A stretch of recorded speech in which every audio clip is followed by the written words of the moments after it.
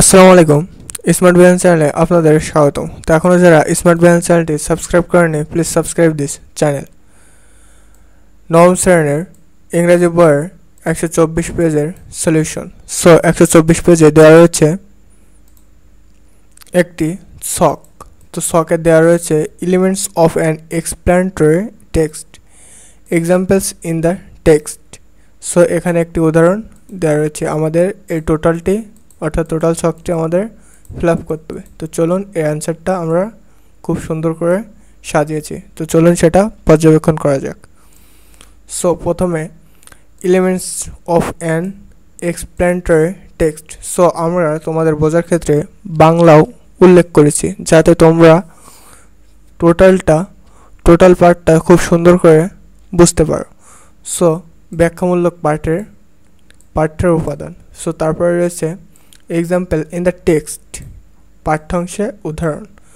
প্রথমটা অবশ্যই দেওয়া রয়েছে the text is written in present simple tense, পাঠটি সাধারণত বর্তমানকালে রচিত।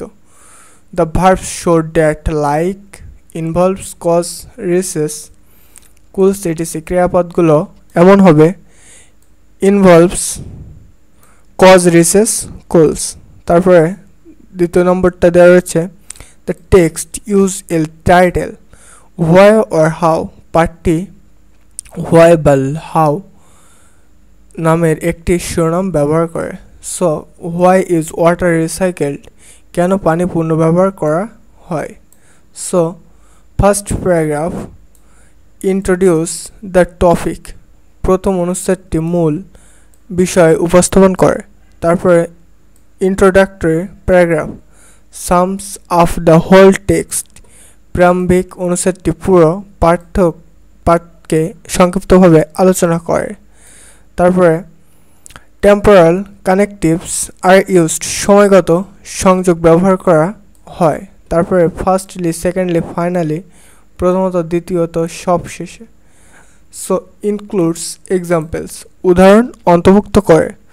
When the water droplets in clouds become true, heavy, finally they fall to the groove in the form of rain and snow, যখন মেঘের পানির কণাগুলো অতি ভারী হয়ে যায় অবশেষে সেগুলো